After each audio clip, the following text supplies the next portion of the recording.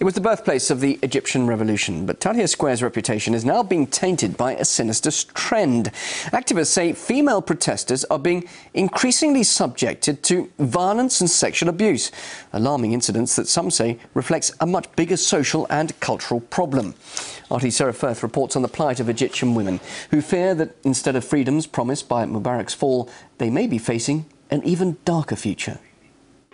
When this Egyptian woman was dragged onto Tahrir to be exposed and abused by the military men, it served as a stark reminder.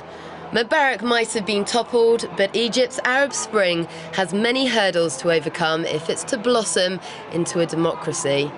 For a conservative culture, watching a woman exposed in that way opened the floodgates to shocking tales of female protesters subjected to violence and sexual harassment, not just at the hands of those they opposed, but their fellow revolutionaries as well. Still, we're having a small problem with some men in the streets, is that they are still a little bit against having women with them side to side in the political. Women played a vital role in Egypt's revolution, but what the future now holds for women and their rights is far from certain.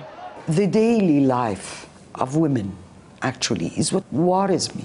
I'd like my daughter to live her adolescence the same way I lived my adolescence, with no harassment. Sexual harassment's rampant in Egypt, forcing women to wear conservative clothes and even avoid areas where they might come into close contact with men. Because of the problems of sexual harassment that a lot of women in Egypt complain about, here in Cairo, the metro system has some areas that are for women only. Many of the women say that's to avoid some of the men's wandering hands.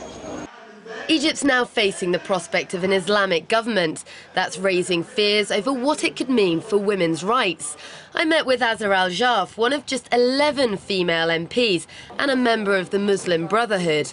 She's controversially condoned the practice of female circumcision, which was banned under the former regime. We will agree the rules of the Constitution first, and then we will see about the rules for women and for men, and we will do what is right for the Egyptian people. These calls to revoke hard-won women's rights could risk Egypt's new modern democracy becoming a terrifying throwback to the past ages of female oppression.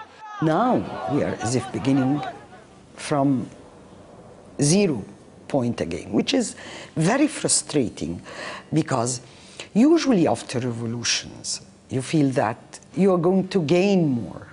The political revolution in Egypt may be in full flow, but the cultural one, it seems, could be just getting started. Sarah Firth, RT, Cairo.